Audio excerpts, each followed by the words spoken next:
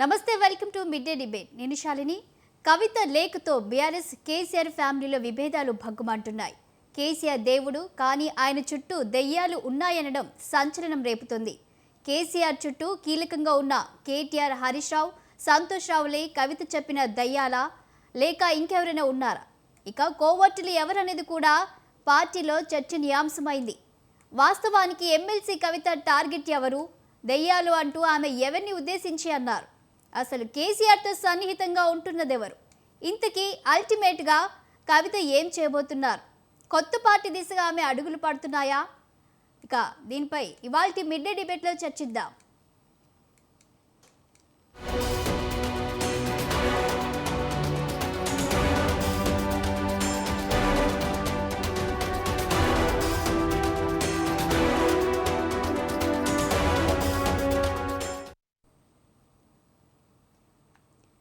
డిబేట్లో పాల్గొనడానికి మనతో పాటు విశ్లేషకులు అశోక్ కుమార్ గారు దూపగుంట్ల మరి జూమ్లో రెడీగా ఉన్నారు. వారితో మాట్లాడే ప్రయత్నం చేద్దాం. నమస్తే సార్.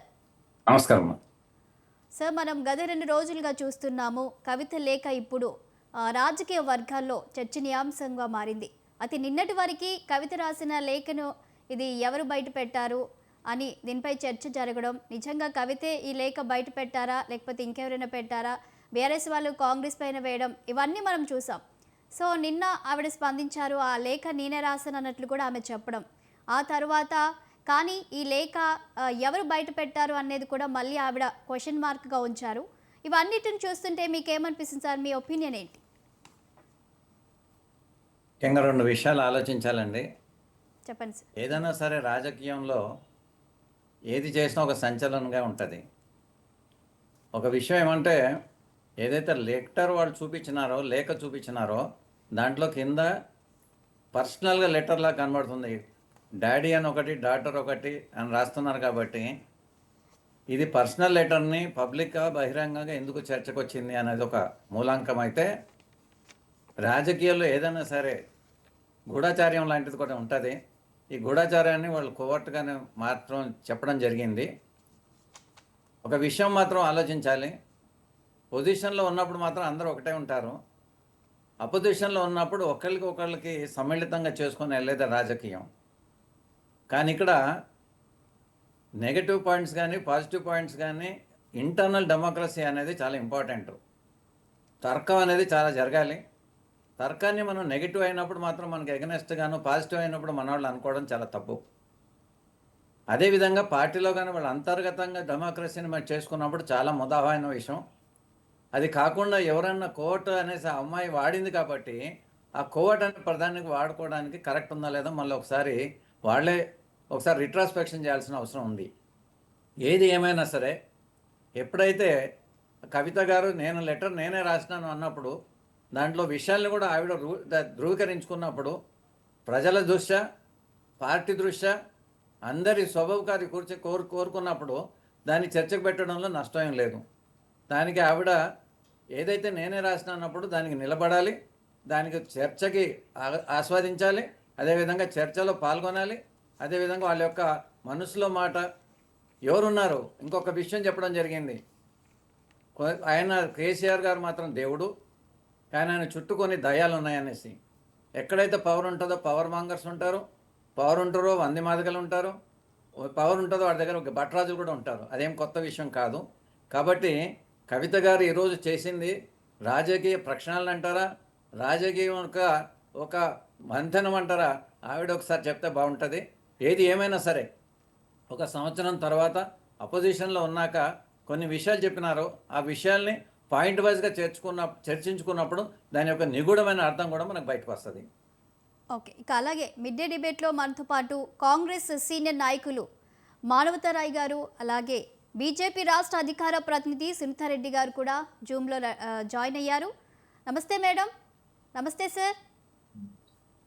సార్, మానవతారాయ్ గారు చెప్పండి, ఇప్పుడు కాంగ్రెస్ బీఆర్ఎస్ పార్టీ నుంచి కవిత రాసిన లేఖను గురించి అయితే తనే నిన్న స్పందించడం జరిగింది. ఆ లేఖ తానే రాసినట్లుగా ఆవిడ చెప్పారు. కానీ అది ఎవరు బయటికి దాన్ని లీక్ చేశారని దానిపై తనైతే క్వశ్చన్ మార్క్గానే ఉంచినప్పటికీ కూడా ఒక మాటనైతే ప్రస్తావించారు. ఇప్పుడు ఈ అంశాన్ని లైక్ ఎలా అంటే కాంగ్రెస్ బీజేపీ కోతి చేతిలో కొబ్బరి చిప్ప పడ్డట్లుగా సంబరాలు చేసుకుంటున్నారు అన్నట్లు కూడా ఆవిడ ఒక మాటను వ్యాఖ్యానించడం జరిగింది. దీన్ని మీరు ఎలా చూస్తారు? దీనిపై ఏమంటారు? ఇప్పుడు ఎట్లుందంటే బీఆర్ఎస్ వాళ్ళ నాయకులు తీరు ఎట్లుందంటే వెనకటికి మొగుడు కొట్టినందుకు కాదట, తోటి కోడలు చూసి నవ్వినందుకు వాళ్ళకు బాధ. రాసింది కవిత లేఖన ఆమె ఒప్పుకుంది. ఆమె లేఖ రాయబట్టి ఆడ కల్లోలం కుటుంబంలో కలహాలు రేగి అది నివురు కప్పిన నిప్పులాగా ఉంది ఇప్పటిదాకా. అది అసలు వాస్తవమా కాదా అనే అనుమానాలు, ఇది అపోహల అనేటువంటి సందేహాలు జనాల్లో మొన్నటిదాకా ఉంది. కానీ ఇప్పుడు కవిత గారు ఏకంగా భూమి మీదకి రాంగలోని విమానం దిగంగలోని హైదరాబాద్లో రాంగలోనే బాంబు పేల్చేశారు. కాబట్టి ఈ పరిణామాలన్నీ చూస్తే బీఆర్ఎస్లో భూకంపం వచ్చింది, అగ్నిపర్వతం బద్దలైంది. కవిత అనే అగ్నిపర్వతం అది 3 ముక్కలైంది. కవిత అనే అగ్నిపర్వతం బయటకు రావడం జరిగింది. అదే హరీష్ రావు అగ్నిపర్వతం లోన కుమిలిపోతుంది. అది కూడా రేపో మాపో అది బద్దలైద్ది, బద్దలగాక మానదు. కేటీఆర్ ఆయన అక్కడ ఉండటం జరుగుతుంది. కాబట్టి 3 ముక్కల ఆట మనం ఇవాళ నుంచి చూడబోతాం. కాబట్టి ఇవాళ ప్రెస్ మీట్లో కూడా పాపం ఆయన ప్రెస్ మీట్ పెట్టి కూడా కేటీఆర్ గారు అసలు అందరూ ఏమనుకున్నారు, కేటీఆర్ గారు ఏ విధంగా స్పందిస్తాడు విలేకరుల సమావేశం, కవిత చెల్లి గారిని మరి ఆ దెయ్యాలు ఎవరా, ఆ దెయ్యాలకి ఆయన దెయ్యాలు మరి ఎవరు అని ఆయన చూపిస్తాడా అని మనం అనుకున్నాం. తీరా చూస్తే అసలు కవిత గారిని విమర్శిస్తారంటే అది అది లేదు, ఏం లేదు. మళ్ళీ కాంగ్రెస్ మీదే వెతుకోపడి విచిత్రం. అసలు బోడుగుండికి మోకాలికి ముడిపెట్టే విధంగా నేషనల్ హెరాల్డ్ కేసు, అది ఎప్పటిదో 2012 కేసు. సరే బీజేపీ నాటకం ఆడుతుంది, అందులో ప్రభుత్వ ఆస్తులు ధ్వంసం కాలేదు, ప్రభుత్వ ఖజానాతో ₹1 కూడా బయటికి రాలేదు. అది పార్టీని పత్రికను కాపాడుకునేందుకు మాకై మేము చందాలు ఇచ్చుకొని దాన్ని కాపాడుకునే ప్రయత్నంలో దాన్ని ఏదో కేసు పెట్టారు బీజేపీ వాళ్ళు. ఇక ఆయన దీన్ని పట్టుకొని అవినీతి అంటాడు. అసలు నీ దగ్గర అవినీతి సంగతి చెప్పు. నువ్వు పురువింద కింద ఇంత నలుగు పెట్టుకొని ఇక్కడ విచారణ ఎదుర్కొంటూ నువ్వు కాంగ్రెస్ గురించి ఎందుకు మాట్లాడుతావు? మీ ఇంట్లో తగాదాల కాంగ్రెస్ ఎందుకు బదనాం చేస్తావు? అవసరం లేదు కదా. ఇంకొక అంశం ఏంటంటే ఇది వ్యూహాత్మక ఎత్తుగడగా అనిపిస్తుంది. వాస్తవంగా కాళేశ్వరం అవినీతి ఉచ్చు కేసీఆర్ గారికి బిగుస్తుంది. పినాకిని చంద్రఘోష్ గారు మీరు నేరుగా హాజరు కావాలని చెప్పారు. కింది స్థాయి 100 కోట్లు దొరికిన ఇంజనీర్ దగ్గర నుంచి, అంటే మొన్న ఏసీబీలో పట్టుబడింది ఆయన కాళేశ్వరంలో ఆ ఇంజనీరింగ్ ఇన్ చీఫ్గా పనిచేసినటువంటి హరిలాలు ఆయన దగ్గర 100 కోట్లు దొరికినాయి. అట్లాంటి వాళ్ళందరినీ 100 మందిని విచారించగా, ఎల్ఎన్టీ సంస్థను విచారించగా వాళ్ళందరూ చెప్పింది ఏంటంటే కాళేశ్వరం ప్రాజెక్టు కర్త కర్మ క్రియ సూత్రధారి మొత్తం మరో మోక్షగుండం విశ్వేశ్వరయ్య కేసీఆర్ గారు అని చెప్పారు. చెప్పిన తర్వాత విచారణ మరి వాళ్ళందరినీ విచారించి కేసీఆర్ గారిని మాజీ ముఖ్యమంత్రి అని వదిలిపెడదామా? అంటే చట్టం మాజీ ముఖ్యమంత్రులకి లేకుంటే ప్రస్తుత ముఖ్యమంత్రులకి అంటే వేరు ఉంటుందా? జనానికి వేరే వాళ్ళకి. కాబట్టి చట్టం తాను చేసుకునే క్రమంలో ఈ కేసీఆర్ గారు కేటీఆర్ గారు వాళ్లే లీకు చేసి లేఖను కావాలని చెప్పి విడుదల చేసి ఈ అవినీతి ఉచ్చుల అంశాన్ని పక్కదారి పట్టించే ప్రయత్నం చేసింది వాళ్ళు. ఏది ఏమైనప్పటికీ ఇది బీఆర్ఎస్ పార్టీకి తీవ్రమైనటువంటి నష్టాన్ని కలిగించే అంశం.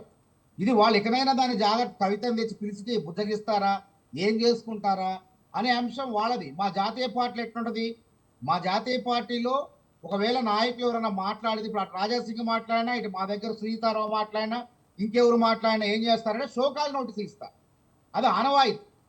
షోకాజ్ నోటీస్ ఇచ్చిన తర్వాత వాళ్ళు సమాచారం విషయం ఏంటి కారణం చెప్పి ఎందుకు మాట్లాడమంటే వాళ్ళు ఇచ్చిన కారణం సంతృప్తికరంగా ఉంటే వాళ్ళు మన్నిస్తారు, సంతృప్తికరంగా లేకపోతే వాళ్ళు సస్పెండ్ చేస్తారు. మరి బీఆర్ఎస్ పార్టీలో ఈ సాంప్రదాయం లేదే, షోకాజ్ నోటీస్ ఇచ్చేది లేదే. మరి ఇలా పెద్ద నష్టం చేశారు కవిత గారు. గతంలో ఆలే నరేంద్ర గారిని బయటికి పంపారు, ఏ కారణం లేకుండా. వారికి షోకాజ్ నోటీసులు లేదు, బయటికి పంపారు. విజయశాంతి గారిని పంపారు. నేను కిరాయిదారును కాదు నేనే ఓనర్ అన్నందుకు ఈటెల రాజేంద్ర గారిని బయటికి పంపారు. దాదే ఎన్నయ్య గారిని, అదే విధంగా రవీందర్ నాయక్ని, మరి చెప్పుకుంటూ పోతే ఇక చాలా దిలీప్ కుమార్ గారు. మానవదరాయ్ గారు, నేను మీకు మళ్ళీ టైం ఇస్తానండి. ఇక ఇదే డిబేట్ లో బీఆర్ఎస్ నాయకులు గోవర్ధన్ రావు గారు కూడా జూమ్ లో జాయిన్ అయ్యారు. నమస్తే అండి. నమస్తే అండి. మీ ఒపీనియన్ తీసుకునే ముందు ఒకసారి సుంతారెడ్డి గారి దగ్గరికి వెళ్దాం. మేడం చెప్పండి, ఇక కవిత రాసిన లేఖ ఇప్పుడు చర్చనీయాంశంగా మారింది. అయితే నిన్న ఆవిడ స్పందించడం జరిగింది. దాంట్లో ఒక మాట అన్నారు, ఈ కాంగ్రెస్ బీజేపీలు కోతికి కొబ్బరి చిప్ప దొరికినట్లు సంబరపడుతున్నాయని కవిత అనడం, అలాగే బీఆర్ఎస్ ఆగమైనట్లు ఆ పార్టీల నాయకులు మాట్లాడుతున్నారని, కానీ కేసీఆరే మా అధినాయకుడు అన్నట్లు కూడా ఆవిడ మరోసారి స్పష్టం చేయడాన్ని మీరు ఎలా చూస్తున్నారు? దీనిపై మీరు ఏమంటారు? మేడం గుడ్ ఆఫ్టర్నూన్ అండి. స్వతంత్ర టీవీ ప్రేక్షకులకు, మీకు ప్యానెల్ ఉన్న మిత్రులందరికీ గుడ్ ఆఫ్టర్నూన్. ఇప్పుడు ఇక్కడ జరుగుతున్నది చూస్తుంటే madam, daddy daughter, son in law, వీళ్ళ మధ్యన ఆడుతున్న డ్రామా, అది మునిగిపోయే నావ లాంటి బీఆర్ఎస్ పార్టీకి ఎవరు కెప్టెన్ కావాలి అనే ఒక పోటీ ఏదో రకంగా మీడియాలో ఎలివేషన్లో ఉండాలి అనే ఒక తాపత్రయంతో వీళ్ళ మధ్యలో ఆడుతున్న డ్రామా అన్ని పార్టీలకు రుద్దుతున్నారు వాళ్ళు. ఏదో రకంగా నేనే ముందు అడుగున్నా, నేనే ఈ రేసులో నేనే 2 అడుగులు ముందలున్నాను చూపించుకోవడం కోసం చేస్తున్న డ్రామా. మరి లీకులు చేసినారు, దయ్యాలు చేసినారు, భూతాలు చేసినారు అని వీళ్ళు అంటున్నారు, కాంగ్రెస్ వాళ్ళు చేసిండ్రని వాళ్ళు అంటున్నారు. వాట్ ఎవర్ ఇట్, ఎవరిదైనా చేసుకోనియండి, మాకేం సంబంధం లేదు. ఇక మన బీజేపీకి రుద్దడం ఎందుకండి? బీజేపీ వాళ్ళు అంటున్నారు అంటే మీరు కదా బీజేపీ గురించి ప్రస్తావన తీసుకొచ్చిండ్రు. బీజేపీ గురించి మాట్లాడట్లేదు, బీజేపీ ఇది, బీజేపీ అది అని చెప్పి మీరు మాట్లాడారు కాబట్టి మేము స్పందించాల్సి వస్తుంది. అంతేగాని ఆమె మ్యాటర్కి అసలు మేము ఏ ఇంపార్టెన్స్ కూడా ఇవ్వట్లేదు. అక్కడ క్లియర్గా కనిపిస్తుంది, డాడీకి బేటీకి మధ్యలో గ్యాప్ ఉన్నట్టు తెలిసిపోతుంది ఆడ క్లియర్గా. కనీసం మాట్లాడుకోలేని పరిస్థితి ఉన్నది, ఫోన్ చేసుకోలేని పరిస్థితి ఉన్నది, డిస్కస్ చేసుకునే పరిస్థితి లేదని క్లియర్గా అక్కడ కనిపిస్తుంది. దానికే ఆమె ఉత్తరం రాసిన అని చెప్తుంది. మరి ఆ ఉత్తరం ఏందో, ఆమె రాసింది ఏందో, ఆ మ్యాటర్ ఏందో ఎవరికి తెలిసింది ఏం లేదు. అసలు దానికంత ఇంపార్టెన్స్ కూడా మేమేమి ఇవ్వట్లేదు. ఇక బీజేపీ పార్టీకి మీరు ఇట్లా అడగలేదు, చేయలేదు అనే దానికి ఏం లేదు. మేము నెంబర్ 1 పార్టీ. ఈ దేశంలో మొత్తం 21 రాష్ట్రాలలో మేము ప్రభుత్వం ఏర్పాటు చేసిన పార్టీ మాది. ఈ స్టేట్ల గురించి వాళ్ళు ఏదో గవర్నమెంట్ టేబుల్ మీద తగాదా పెట్టుకుంటున్నారు. కుటుంబ పార్టీల వల్ల జరిగేదే ఇది అని అందరికి తెలుసు. మనం ప్రతి కుటుంబ పార్టీలలో ఈ తగాదాలు కామన్. ఇప్పుడు మనం చూస్తున్నాం తమిళనాడు స్టాలిన్ వాళ్ళ పార్టీ, అదే పరిస్థితి ఉన్నది. కుటుంబ కలహాలు, అక్కడ జగన్ పార్టీ, వైఎస్ఆర్సీపీ, కుటుంబ పార్టీలలో ఫ్యామిలీ మెంబర్స్తోనే కొట్లాటలు, వాళ్ళ పదవులు, వాళ్ళకి ఇచ్చే ఇంపార్టెన్స్, అది దాని మీదనే కొట్లాట. కానీ వాళ్ళకి ప్రజల పట్ల ఏ మాత్రము ఇది లేదు, ప్రేమ లేదు. వాళ్ళ హక్కుల కోసం కానీ వాళ్ళు గెలిపిస్తే వాళ్ళకి ఏం చేయాలి, వాళ్ళ భద్రత కోసం ఏం చేయాలి, వాళ్ళ బాగోకుల కోసం ఏం చేయాలి. మేము ప్రతిపక్ష నాయకులకు గెలిచినాం, మా పార్టీని ప్రతిపక్షంలో పెట్టిండ్రు, మేము ప్రజల పట్ల పోరాటం చేయాలనేది ఎక్కడా లేదు. ఎంతసేపు సీట్ల కొట్లాట మాత్రమే అక్కడ కనిపిస్తూ ఉంది. మనం వాళ్ళేదో 25 years సెలబ్రేషన్స్ పెట్టుకున్నారు. అప్పుడు ఆ పరిస్థితి చూసి కళ్ళ గట్టినట్టుగా దేశం మొత్తం చూసింది, ఇక్కడ ఎవరెవరు ఏంది అనేది చూసింది. దానికి ఆమె ఏదో దాంట్లో నుంచి నన్ను పక్కకు పెడుతున్నానని ఒక అభద్రతతోటి ఆమె ఆ విధంగా చేస్తుందా మనకు తెలియదు. లేదు, కాంగ్రెస్ పార్టీ పండిన ఉచ్చులో పడి వాళ్ళ ద్వారా సపరేట్ ఇంకొక పార్టీ పెట్టుకున్న దాని వెనుక రేవంత్ రెడ్డి ఉండని కూడా ఈ మధ్య సోషల్ మీడియాలో మనం చూస్తున్నాం. ఏది నిజం అనేది మనకు తెలియదు. బయట మాట్లాడేదాన్ని బట్టి, ప్రజలు మాట్లాడేదాన్ని బట్టి, మీ మీడియా మాట్లాడేదాన్ని బట్టే మనం ఎనలైజ్ చేస్తున్నాం, అంతే తప్ప ఆమె మ్యాటర్కి మేమైతే అంత ఇంపార్టెన్స్ ఇస్తలేము. అది ఆల్రెడీ మునిగిపోయిన పార్టీ అనేది మేము డిసైడ్ చేసుకున్నాం. కాబట్టి ఆ మునిగిపోయిన నావాకి ఏ కెప్టెన్ వచ్చినా మాకు అనవసరం. రైట్ సునీతారెడ్డి గారు. గోవర్ధన్ గారు మీరు చెప్పండి, కవిత రాసిన లేఖను ఎలా చూడాలంటారు? అయితే ఆవిడ నిన్నటి వరకు మీరు అన్నారు కాంగ్రెస్ వాళ్ళే ఇది క్రియేట్ చేశారు, డైవర్షన్ పాలిటిక్స్ కోసం ఇది కాంగ్రెస్ క్రియేట్ చేసింది అన్నట్లు మాట్లాడారు. ఇప్పుడు కవితనే చెప్పారు లేఖ నేనే రాశాను అని. అయితే ఆవిడే అంటున్నారు ఈ లేఖను ఎవరు మరి బయటికి లీక్ చేశారని ఆవిడ క్వశ్చన్ చేయడం, మరోవైపు బీఆర్ఎస్లో కోవట్లు ఉన్నారు, కేసీఆర్ చుట్టూ దయ్యాలు ఉన్నారు అని ఆవిడ వ్యాఖ్యానించడాన్ని మరి మీరు ఎలా చూస్తున్నారు? దీనిపై ఏమంటారు? నిజంగానే బీఆర్ఎస్లో కోవట్లు ఉన్నారనుకోవచ్చా? నమస్తే అండి అందరికీ. ఈ సందర్భంగా ఒక 2 విషయాలు మాత్రం మాట్లాడాలి. ఒక విషయం ఏంటంటే, పార్టీలో గతంలో జరిగిన తప్పులను సరిదిద్దుకోవడం పెట్టిన చర్చ ఇది. కాబట్టి కేసీఆర్ ఒక రకంగా ఆమె ఏం చెప్పింది, కేసీఆర్ ఎవరైనా, ఇవాళ హరీశ్రావు అయినా, కేటీఆర్ అయినా, కవిత అయినా, మిగతా నాయకులన్నా పార్టీకి సైనికులు. ఈ సైన్యంలో వచ్చిన సమస్యలు ఆమె ఈరోజు దాదాపు ఒక 1 year నుంచి 2 years నుంచి బీసీ కులగలన కానీ, తర్వాత ఇప్పుడు పార్టీలో ఎవరికి ప్రాధాన్యత ఇవ్వాలి, ఇలా బీసీలు కానీ, ముస్లిమ్స్ కానీ, ఇంకా వీళ్ళకి వస్తున్న అంశాలను ఆమె చర్చ పెట్టి ఆమె ఒక లేఖ రాసింది. దానికి వీళ్ళకి ఏమైందంటే నిన్న కవిత గారు చెప్పినట్టు కోతికి కొబ్బరి చుప్ప దొరికినట్టు వీళ్ళు లీక్ చేసారు, వాళ్ళు చేసారు, వీళ్ళు చేసారు అనేది చర్చ పెట్టారు. కాబట్టి ఇది మేము పెద్ద అంశంగా చూస్తలేము, ఇదో పెద్ద చర్చ కూడా చేస్తున్నాం. ఎందుకంటే కేసీఆర్ గారు ఒక రకంగా మన జరిగిన సభలో చాలా స్పష్టంగా చెప్పారు, ఈ రాష్ట్రంలో ప్రజలే సిద్ధంగా ఉన్నారు. ఎందుకంటే ఇవాళ కేసీఆర్ పరిపాలన చూసినాక ఇవాళ రేవంత్ రెడ్డి పరిపాలన చూస్తే వెనకట ఏముందంటే నక్కకు నాగలోకి అనుకున్న తేడా ఉంది. ఇవాళ వీళ్ళు ఇచ్చిన ఒక్క హామీ కూడా, ఇవాళ 420 హామీలు ఇచ్చారు, ఒక్క హామీ కూడా అమలు చేయలేని పరిస్థితులు ఇలా ఈ ప్రభుత్వం ఉంది. కాకపోతే ఇది మాకు ఎందుకు ఉపయోగపడుతుంది అంటే గతంలో చేసిన తప్పులు మళ్ళా పునరుద్ధరణ కాకుండా భవిష్యత్తులో కొన్ని చేయవలసిన మార్పులని అంతర్గతంగా ఎవరు చెప్పలేని విషయం ఒక బిడ్డగా తనకున్న ఆవేదనని, ప్రజల్లో తిరుగుతున్న సందర్భం వచ్చిన సమస్యల్ని, ఆ గతంలో ఉద్యమకారులని మిగతా వాళ్ళని ఈ మర్చిపోవడం కూడా జరిగిందనే అంశాన్ని కూడా ఎవరో చెప్పే బదులు ఇన్నర్గా మా కుటుంబంలో వచ్చిన సమస్యను మేమే చెప్పాలని ఉద్దేశంతో లేఖ రాసింది. దీనికి ఒక పెద్ద చర్చగా వస్తుంది. ఇది ఒక మార్పుకే ఇది ఉపయోగపడుతుంది. కాబట్టి ఇదేదో దీన్ని పెద్ద రాద్ధాంతం చేయవలసిన అవసరం కూడా లేదు. కాకపోతే దీనికి ఆమె యొక్క కవిత గారు ఒక రకంగా చూస్తే ఆమెకున్న పర్సనాలిటీ కానీ, ఆమె గతంలో చేసిన అనుభవం కానీ, దీనికి మీడియా ఎక్కువ ఇమేజ్ ఇవ్వడం వల్ల ఇది పెద్ద అంశంగా చర్చగా వచ్చింది తప్ప ఇది మాకు అంతర్గత సమస్య ఉంచుకుంటాం. దీని భవిష్యత్తులో కూడా ఎలాంటి మార్పులు కూడా ఉండవు. అశోక్ కుమార్ గారు మీరు చెప్పండి. ఇప్పుడు కవిత రాసిన లేఖను చూస్తుంటే అందులో కొన్ని ఫీడ్బ్యాక్స్ ఆవిడ ఇవ్వడం జరిగింది. అంటే ఈ లేఖను చూస్తుంటే ఆవిడ పార్టీ గురించి ఆలోచించి తన తండ్రికి జరగబోయే పరిణామాలను ఎదుర్కోవాలని చెప్తున్నారా, లేదంటే మరి తన పార్టీలోనే తన ప్రాధాన్యత తగ్గిపోతుంది అని తెలపడానికి ఈ లేఖ రాశారనుకోవాలా? ఉన్నది మాత్రం కరెక్ట్ అండి. ఒక విషయం, ఒక పార్టీలో బాధ్యతాయుతంగా ఉన్న ఒక పార్టీ నిర్ణయాత్మక కోర్ గ్రూప్లో ఉన్న కవిత గారు ఈరోజు ఒక లెటర్ ద్వారా చెప్పాల్సిన అవసరం వచ్చింది. First question. రెండో థింగ్ ఏమంటే కొన్ని దయ్యాలు ఉన్నాయి, కోవటలు ఉన్నారని ఎప్పుడైతే 2 మాటలు మాట్లాడినారో ఆవిడ ఈ పార్టీలో అభద్రతగా ఫీల్ అవుతుందని భావించాల్సిన అవసరం వచ్చింది. మూడోది, ఎప్పుడైతే మీరు బీఫామ్ ఇచ్చేటప్పుడు కేసీఆర్ గారే డైరెక్ట్ ఇవ్వాలి, మిగతా వాళ్ళకి ఇవ్వకూడదు అన్నప్పుడు ఆవిడ 100%గా she is feeling insecurity in the party. నాలుగోది, మీరు ఈ విధంగా బీజేపీకి ఎగనెస్ట్ చెప్పి ఉండాల్సింది, ముస్లింకి ఏ విధంగా చెప్పి ఉండాల్సింది, బీసీ కులాలకి ఏ విధంగా చెప్పి ఉండాల్సింది. అంటే రేపు పొద్దున మాట్లాడే ముందు ఇదే మీటింగ్ ముందు కూడా ఈ సజెషన్ ఇవ్వచ్చు కదా. మీటింగ్ తర్వాత ఈ సజెషన్ ఇచ్చినారంటే there is an friction among the ideology of the పార్టీలో ఒకరికి పొసగట్టడం లేదు అనేది ఒక చర్చలో ఒక మూలంకంగా మనం చూడాలి.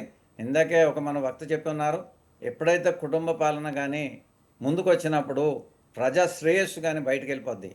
ఈ రాజకీయంగా కాకుండా ప్రజాకీయంగా, ఎప్పుడైతే ప్రజాకీయంగా ప్రజల క్షేమానికైనా అపోజిషన్ పార్టీలో ఉన్నప్పుడు ఎప్పుడైతే నిర్మాణాత్మకంగా ఉండాలి.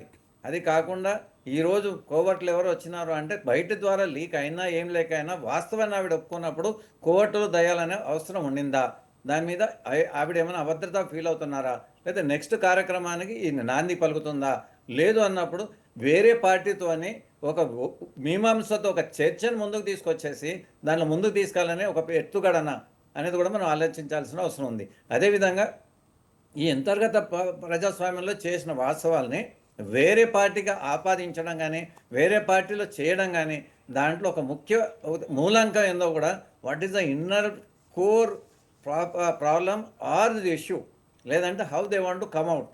అంటే దాంట్లో ప్రక్షాళన చేస్తున్నారా, లేకపోతే వాళ్ళు పక్కన జరిగిపోతుంటారా, లేకపోతే వాళ్ళని కార్నర్ చేసినారా, లేకపోతే గత 2-3 సంవత్సరాల నుంచి చేసిన పర్యాసారాలని బీఆర్ఎస్ పార్టీ ఆవిడని వెన్నుదన్నుగా ఉండి నేను ఆమెకు లేదు అనే మన అభద్రత ఉన్నట్టుగా భావించాల్సిన అవసరం ఉంది.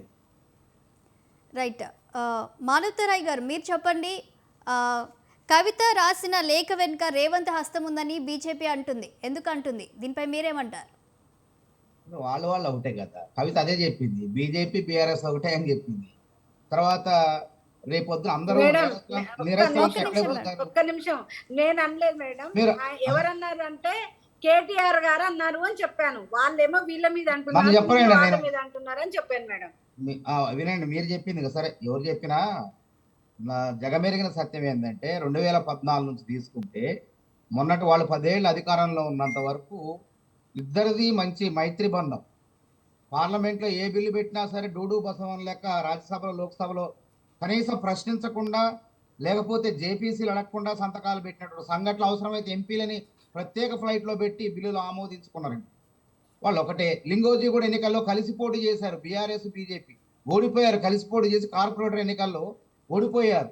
మొన్న ఎన్నికల్లో అందరం మేము అదే మొత్తుకున్నాం. ఎమ్మెల్సీ ఎన్నికల్లో కరీంనగర్లో పట్టభద్రుల ఎన్నికల్లో కలిసి అంటే వాళ్ళకు బీజేపీ వాళ్ళు గెలిచే విధంగా వీళ్ళు మద్దతు తెలిపారు. అదేవిధంగా కాంగ్రెస్ పార్టీ అధికారంలోకి వచ్చిన తొలినాళ్లలో మహబూబ్నగర్ ఎమ్మెల్సీ ఎన్నికల్లో బీజేపీ కాస్త కూస్తో బలం ఉన్న పోటీ చేయలేదు, బీఆర్ఎస్కి మద్దతు తెలిపింది. హైదరాబాద్లో అంతే అయింది. కాబట్టి వాళ్ళు ఒకటి అయితే ఇక్కడ ఏంది, కవిత ఎవరు వదిలిన బాణం. ఒకప్పుడు షర్మిల గారిని చూస్తే కవిత గారు గుర్తొస్తున్నారు. ఆ రోజు మనం అందరం ఏమనే వాళ్ళు తెలంగాణ వచ్చి పార్టీ పెడితే కవిత మన షర్మిల గారు బీఆర్ఎస్ వదిలిన బాణం, బీజేపీ వదిలిన బాణం అని అనేవాళ్ళం. ఇవాళ ఏమంటున్నారంటే తెలంగాణ ప్రజల మొత్తం కూడా ఇది ఒక బీజేపీ వదిలిన బాణంగా కవితంగా చూస్తారు. ఎందుకంటే దేశంలో ఆర్థిక నేరగాళ్ళంతా ఎక్కడికి పోతారు, ఎక్కడ పోయి పునీతులు అవుతారంటే హేమంత్ బిస్వా శర్మ కానివ్వండి, సుజనా చౌదరి కానివ్వండి, సీఎం రమేష్ కానీ బ్యాంకుల్లో ముంచిన వాళ్ళు, జైల్లో ఉండాల్సిన వాళ్ళు బీజేపీ ఆఫీసులో ఉంటారు, పునీతులు అవుతారు. కాబట్టి రేపు కవిత గారు ఇప్పుడు జైలుకు పోయి వాళ్ళు రక్షింపడాలంటే ఏం చేయాలా, బీజేపీ పార్టీలోనే పోవాలా. కాబట్టి వాళ్ళు ఇది బీజేపీ ఆడిస్తున్న నాటకంగా ప్రతి ఒక్కళ్ళు కూడా చూస్తున్నారు. కాబట్టి కవిత గారు ఈరోజు బయటకు వచ్చి బహిర్గతంగా మాట్లాడటానికి తండ్రిని ధిక్కరించి మాట్లాడుతున్నారంటే దాని వెనక ఎవరు ఉంటారు, కేంద్రంలో అధికారంలో ఉన్న పార్టీ ఉంటుంది. రేవంత్ రెడ్డి గారు ఎందుకంటే గతంలో మరి బీజేపీ వాళ్ళతో కలిసి పనిచేయలేదా కేసీఆర్ గారు, చెప్పండి. ఆ సంబంధాలు లేవా? దీని వరకు పక్క 100కు 100% బీజేపీ ఉంది. కానీ షర్మిల గారి కవిత గారికి ఒక పోలిక ఏంటంటే క్రెడిబిలిటీ లేదు కవిత గారికి. ఎందుకు క్రెడిబిలిటీ లేదంటే షర్మిల గారు అవినీతి కేసులో జైలుకు పోలే, జైలుకు పోకుండా పార్టీ పెడదాం అనుకుంది. ఆ అన్నకు వ్యతిరేకంగా ఆస్తి తగాదాలో భాగం. ఇక్కడ కూడా ఆస్తి తగాదాలే. ముఖ్య ఉద్దేశం ఏంటంటే ఈ లేఖ వెనుక ఆస్తి తగాదాలు, ఆ తర్వాత రాజకీయ వారసత్వం. అట్లా షర్మిల గారు కూడా కొట్లాడి తెలంగాణ కాదని ఆంధ్రలోకి పోయారు. పోయి తన రక్తం కాంగ్రెస్ లో ఉంది కాబట్టి రాజశేఖర రెడ్డి గారు కృషి, రాజశేఖర రెడ్డి గారు ముఖ్యమంత్రి అయింది కాంగ్రెస్ ప్రభుత్వం, కాంగ్రెస్ పార్టీలో కాబట్టి నేను కాంగ్రెస్ లో చేరతన్నా అని కాంగ్రెస్ పార్టీని గెలిపిస్తా అని చెప్పి పార్టీ అధ్యక్షులు అయ్యారు. సంతోషం, పనిచేశారు. కానీ ఇక్కడ అట్లా కాదు కదా. కవిత గారు 100 కోట్ల లిక్కర్ మాఫియా కేసులు, అవినీతి కేసులో జైలుకు పోయొచ్చారు. ఎక్కడ క్రెడిబిలిటీ ఉంటుంది చెప్పి పార్టీ పెట్టుకున్నా ఉండదు, బీజేపీ వాళ్ళు ప్రయోగించినా ఉండదు. అది ఉత్త తుస్సుమనే అస్త్రం తప్ప, పనికిరాని అస్త్రం తప్ప దేనికి ఉపయోగం లేనట్టు అస్త్రం. కాబట్టి ఇక్కడ మనం ఇప్పుడు ఇక్కడ ఏమైనా ఇంత రచ్చ జరుగుతుంటే వేరే వాళ్ళకి ఇంతకైతే నేను చెప్తుంటే మీరు ఆపారు. రవీంద్ర నాయక్ గారికి వీళ్ళందరికీ సస్పెన్షన్ లేకుండానే వాళ్ళ నోటీసులు లేకుండా బయటికి పంపించారు. మరి కవిత ఇంత రచ్చ చేస్తే కవితని ఏ విధంగా చర్యలు తీసుకుంటారు? అంటే సొంత కూతురని వదిలిపెడతారా కేసీఆర్ గారు? మరి ఆ విధంగా ఇప్పుడు పార్టీలో కేడర్ మొత్తం ఏం ఆలోచిస్తుందంటే ఇప్పుడు గోవర్ధన్ గారు వీళ్ళంతా అయోమయంలో పడ్డారు. మేము ఈ పార్టీలో 3 ముక్కలైన పార్టీలు, కొంతమంది హరీష్ రావు గారి వర్గం, కొంతమంది కేటీఆర్ వర్గం, కొంతమంది కవిత గారి వర్గం. వినండి, కొంతమంది కవిత గారి వర్గం. ఇక కవిత గారు అయితే అసలు ఒక అడుగు ముందేసి సీఎం అనిపించుకుంటున్నారు. ఇప్పుడు కాదు, ఆ సభ జరిగిన తెల్లారి నుంచి సోది చెప్పించుకొని ముఖ్యమంత్రి అని సోది చెప్పి ముఖ్యమంత్రి అని చెప్పిందని చెప్పి సోషల్ మీడియాలో ప్రచారం చేశారు. ఆ తర్వాత ఎక్కడికి పోయినా, ఏ సభలో పోయినా కవిత గారు ముందే ఓ 10 మందిని పోగే సీఎం అనిపించుకుంటున్నారు. నేను ఎయిర్పోర్ట్ మొత్తం కూడా మారి మోగిపోయింది సీఎం అని.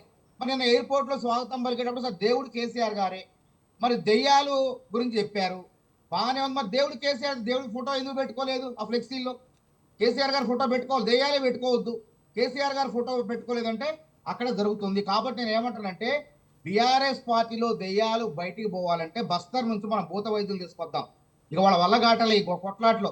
ఆ బస్తర్ ఆ ఛత్తీస్గఢ్లో ఉంటాడు భూత వైద్యులు. మరి మేము కాశ్మీర్ ఆ నవలల్లో ఆ సినిమాల్లో చూసినాం. కాబట్టి ఇప్పుడు బీఆర్ఎస్ పార్టీ బాధపడాలంటే ఎట్లాగే ఇప్పుడు ఇప్పట్లో తేరుకునే పరిస్థితి లేదు. ఆ బీఆర్ఎస్ పార్టీలో భూత వైద్యులు మరి కవిత గారు చెప్తారు. కవిత గారు చెప్పకపోతే తెలంగాణ ప్రజలే బస్తర్ పోయి భూత వైద్యులు తీసుకొచ్చి ఆ దెయ్యాలను బయటకు చెప్పే ప్రయత్నం చేస్తారు. కాబట్టి ఒక ప్రశ్న అట్లా మిగిలిపోయింది. ఆ సమాధానం చెప్పాల్సిన బాధ్యత కవిత గారి పైన ఉన్నది.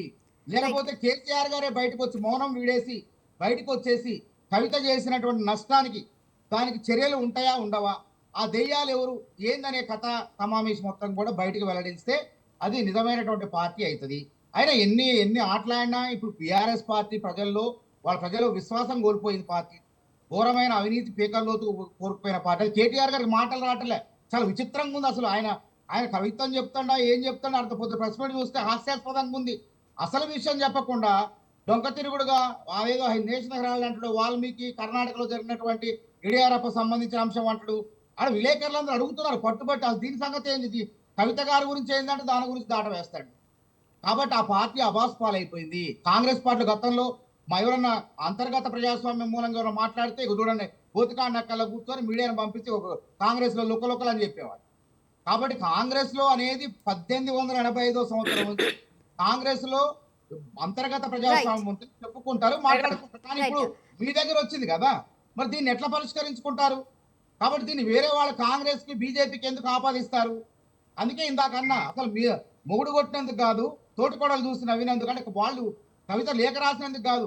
కవిత లేఖ రాస్తే కాంగ్రెస్ మీద కేటీఆర్ గారు హరీష్ రావు కాంగ్రెస్ తిడుతున్నారు. అరే మేము లేఖ రాస్తే మరి లేఖ మీలాంటి చర్చలు పెడితే మరి మేము సమాధానం చెప్తున్నాం, దానికి చెప్తుంటే వాళ్ళు తట్టుకోలేకపోతున్నారు. కాబట్టి ఫస్ట్ మన ఇంట్లో పరిస్థితిని చక్కదిద్దుకోండి. ఇంట గెలిచి రచ్చగలవని, ఇల్లు బాగోలేదు.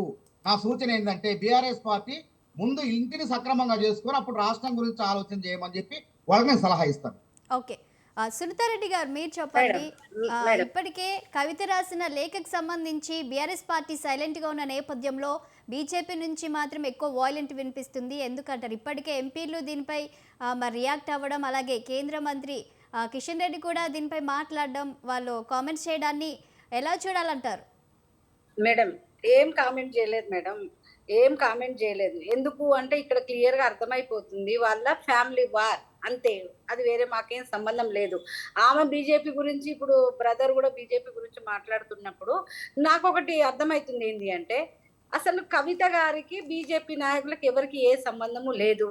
ఒకవేళ ఆమె వస్తే వాళ్ళ పూర్వ పరిచయాలు, వాళ్ళ కుటుంబ సంబంధాలు, వాళ్ళ వ్యాపార సంబంధాలు ఉన్నది రేవంత్ రెడ్డి గారికి ఉంటాయని అనుకుండొచ్చేమో, కానీ మా బీజేపీకి అసలు ఏ సంబంధము లేదు. అది క్లియర్ గా అక్కడ అర్థమవుతుంది. ఆమె విమర్శించిన విధానం కూడా బీజేపీని విమర్శిస్తున్నారు. ఇంకొకటి బ్రదర్ చెప్తున్నాడు, మేమేదో బీఆర్ఎస్ కు కలిసిపోతున్నట్టుగా మాట్లాడుతున్నారు. మా ప్రధానమంత్రి గారే చెప్పింది కదా మేడం, నిజామాబాద్ మీటింగ్ లో మొత్తము లక్షల మంది ప్రజల ముందు చెప్పారు. కేసీఆర్ గారు వచ్చి మమ్మల్ని అప్రోచ్ అయ్యారు, నా కొడుకుని ముఖ్యమంత్రి చెయ్యాలి, మీ ఆశీర్వాదం ఇవ్వండి అని వచ్చి అడిగితే నేను రిజెక్ట్ చేశాను, మేము దూరం పెట్టాము, మాకు ఆ పార్టీకి ఎప్పటికీ ఏ సంబంధాలు ఉండవు, ఏ సంబంధాలు మేము పెట్టుకోము, ఎక్కడ అలయన్స్లు మాకు ఉండవు అని స్వయంగా ప్రధానమంత్రి గారు చెప్పిండు మేడం. వీళ్ళు చెప్పేదేంది, పాత రికార్డు, అరిగిపోయిన రికార్డు, వీళ్ళు ఊరికే ఏదో ఒక రికార్డు వేసుకోవడం తప్ప స్వయంగా ప్రధానమంత్రి గారు చెప్పినాక ఇంకా మేము మాట్లాడేదానికి మా స్థాయిలో ఏముంటది మేడం? వీళ్ళే మొదటి నుంచి 2004 కాంచి మొదలు పెడితే మేడం వాళ్ళ పార్టీతో అంటగాగిండ్రు, వాళ్ళ పార్టీతో అలయన్స్ పెట్టుకురు, వాళ్ళ పార్టీతో మంత్రి పదవులు పంచుకురు, ఆ తర్వాత వాళ్ళ పార్టీలో మెర్చి చేసుకున్నాం అనుకున్నారు. అది కుదరక తర్వాత ఎలక్షన్లలో గెలిచినాక వాళ్ళ పార్టీ ఎమ్మెల్యేలను పుంజుకొని మంత్రి పదవులు ఇచ్చుకున్నారు. ఆ తర్వాత 2019లో కూడా కాంగ్రెస్ పార్టీ ఎమ్మెల్యేలను తీసుకొని మంత్రి పదవులు ఇచ్చుకున్నారు. ఇప్పుడు వీళ్ళ పార్టీ రాగానే వీళ్ళు కూడా వాళ్ళ పార్టీ ఎమ్మెల్యేలను తీసుకున్నారు, వాళ్ళ పార్టీ వాళ్ళని జాయిన్ చేసుకున్నారు. ఇక్కడ బీఆర్ఎస్ వేరు, కాంగ్రెస్ వేరు అని ఎక్కడ లేదు మేడం. ఎందుకంటే ఓన్లీ సపరేట్ జెండాలు మాత్రమే ఉన్నాయి, కానీ ఎజెండా ఒకటే. వాళ్ళు నువ్వు ఉండాలి, లేదంటే నేను ఉండాలి, బీజేపీ మాత్రం ఉండకూడదని అలయన్స్ లో వాళ్ళిద్దరు భాగస్వామ్యంతో ప్రభుత్వాలు ఏర్పాటు చేసుకుంటున్నారు. మనకు క్లియర్ గా అక్కడ కనపడుతుంది. వాళ్ళ రాష్ట్రపతి అభ్యర్థి వస్తే ఎయిర్పోర్ట్ నుంచి వీళ్ళు స్వాగత కార్యక్రమాలు పెట్టింది మేడం. మనము మెట్రో పిల్లర్స్ చూడలేదా, ఎంత పెద్ద బ్యానర్లు పెట్టి వాళ్ళ రాష్ట్రపతి క్యాండిడేట్ కి వీళ్ళు ఏ విధంగా స్వాగతం పలికిరు. మొన్న స్టాలిన్ దగ్గరికి ఏ విధంగా ఒకే ఫ్లైట్ వేసుకొని వెళ్ళిపోయి మీటింగ్లు పెట్టి ఇచ్చిండ్రు. ఇవన్నీ ప్రజలు చూస్తూనే ఉన్నారు మేడం. ఊరికైనా బీజేపీ బీఆర్ఎస్ ఒకటి అనగా ప్రజలు నమ్మొద్దా? అరిపోయిన రికార్డ్ లాగా అది ఒకసారి సక్సెస్ అయిందని మాత్రం అదే రికార్డ్ వేస్తున్నారు. నేను అనేది ఏంటంటే మేడం, వీళ్ళన్ని ఫ్యామిలీ పార్టీలు, ఆ ఫ్యామిలీ పార్టీలు ఎప్పుడు ప్రజాక్షేమం కోరారు. పెద్ద మన అనలిస్ట్ గారు చెప్పినట్టుగా ఎప్పుడు ప్రజాక్షేమం వాళ్ళకి పట్టదు, ప్రజల బాగోగులు పట్టవు, ప్రజల గురించి ఆలోచనలు ఉండదు. పదవులు ఏ విధంగా పంచుకోవాలి, ఏ విధంగా పైసలు పంచుకోవాలి, ఏ విధంగా ఆర్థికంగా ఫ్యామిలీని డెవలప్ చేసుకోవాలి, దాచుకోవాలి, దోసుకోవాలి, ఇంతవరకు ఆలోచిస్తారు. కానీ ప్రజాక్షేమం ఎక్కడ లేదు మేడం. ఇంత కొట్లాట జరుగుతున్నా ఏ ఒక్క ప్రజల గురించో ఏ ఒక్క వాళ్ళ గురించో వీళ్ళేం మాట్లాడే పరిస్థితి ఏం లేదు. వీళ్ళ వెనకంగా ఎవరు నడిపిస్తున్నారో అని ఆయన చెప్తున్నాడు. ఆమె ఎవరు నడిపిస్తున్నారో ఈయన చెప్తున్నాడు. వాళ్ళ వెనక ఎవరెవరి ప్రోద్బలంతో ఇవి నడుస్తున్నాయో మనం ఆ మీడియాలో చూస్తున్నాం. మళ్ళీ దీంట్లో మధ్యలోకి బీజేపీని ఎందుకు లాగుతున్నారు? బీజేపీ ప్రజా ఆదరణ పొంది ముందుకు నడుస్తున్న పార్టీ. 21 రాష్ట్రాలలో మేము గెలుపొందినాం. ఈ రాష్ట్రంలో కూడా వచ్చే ఎలక్షన్లు మొత్తం మేమే గెలుపొందబోతున్నాం. మేము ఈ ఎమ్మెల్యే ఎలక్షన్లు కానివ్వండి, జిహెచ్ఎంసీ ఎలక్షన్లు కానివ్వండి, ఎంపీ ఎలక్షన్లు కానివ్వండి, నిన్న మన జరిగిన ఎమ్మెల్సీ ఎలక్షన్లు కానీ వరుసకు మేము గెలుస్తూ వచ్చినాం. ఇక వాళ్ళని నమ్మే పరిస్థితి ప్రజలు లేరు. వీళ్ళు ఏ విధంగా వాగ్దానాలు చేసిండ్రు, వాళ్ళు ఏ విధంగా వాగ్దానాలు చేసి ప్రజలను మోసం చేసిండ్రు వాళ్ళకి అర్థమవుతుంది. ఇంకా వీళ్ళ మాయ మాటలు ఇట్లాంటి మాటలు ఏవి నమ్మే పరిస్థితి లేదు. డ్రామాలన్నీ కట్టు పెట్టుకోమని చెప్పి ప్రజలు డైరెక్ట్ వ్యతిరేకిస్తున్నారు మేడం. ఇక దానికి అప్పిపుచ్చుకోవడానికి ఆ పార్టీ ఆ 420 హామీలు ఇవ్వలేక వాళ్ళు ఒక డ్రామా, ఇక్కడ ఆధిపత్యం కోసం ఇక్కడ ఒక డ్రామా.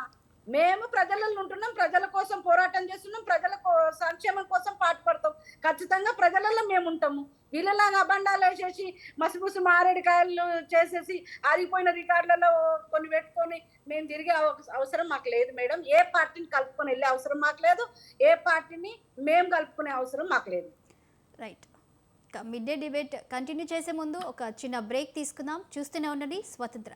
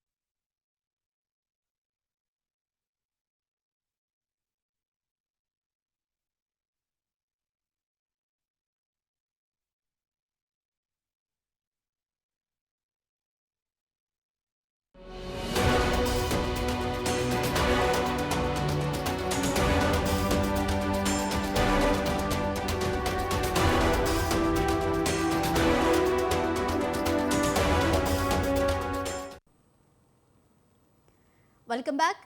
ఇక గోవర్ధన్ గారు మీరు చెప్పండి, నిన్న ఎయిర్పోర్ట్ దగ్గర చూసినట్లయితే చాలా కామెంట్స్ వస్తున్నాయి. అక్కడ గులాబీ రంగు కనిపించలేదు, నీలి రంగు కనిపించింది. ఆ తర్వాత ఫ్లెక్సీలో కూడా కేసీఆర్, కేటీఆర్, హరీష్ రావు వీళ్ళ ఫోటోలు ఏమీ లేవు.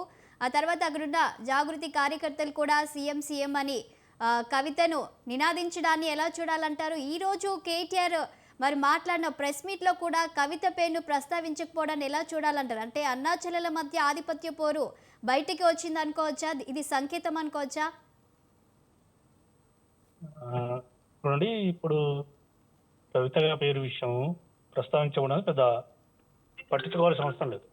రెండో విషయం ఏంటంటే, ఇవాళ నిన్నటిదాకా కాంగ్రెస్ పార్టీలో 100 మంది సీఎంలు చెప్పారు. మా పార్టీలో ఉన్న దాంట్లో 4 ఉన్నారు. వాళ్ళు ఏదో చర్చ కోసం ఉత్సాహంతో మాట్లాడిన మాటలే. ఇప్పుడు సీఎం ఎవరైనా అనేది ప్రజలు నిర్ణయిస్తారు. రేపు వచ్చిన ఎన్నికల తర్వాత జరిగే అంశం. రెండోది, ఈ రాజకీయ గురించి మాట్లాడుతున్నప్పుడు కానీ, రాజకీయ విషయాలు మాట్లాడుతున్నప్పుడు కానీ, అవినీతి గురించి కానీ మాట్లాడుతున్న చూస్తే ఇలా బీజేపీ కానీ కాంగ్రెస్ కానీ ఆ విషయానికి వస్తే ఫస్ట్ రేవంత్ రెడ్డి గారిని జైల్లో పెట్టాలి. ఎందుకంటే ఇలా ఓటు నోటు కేసులో కానీ, మిగతా విషయాల్లో కానీ, నిన్న జరిగిన స్కామ్లో కానీ ఇలా రేవంత్ రెడ్డి గారే మొదటి ముద్దాయి అవుతాడు. కాబట్టి ఈ విషయాలన్నీ చిన్న చిన్న విషయాలు పట్టుకొని ఇప్పుడు ఏదో అయింది అనేది కాదు. ఇదొక చర్చ. మా పార్టీకి సంబంధించిన అభివృద్ధికి సంబంధించిన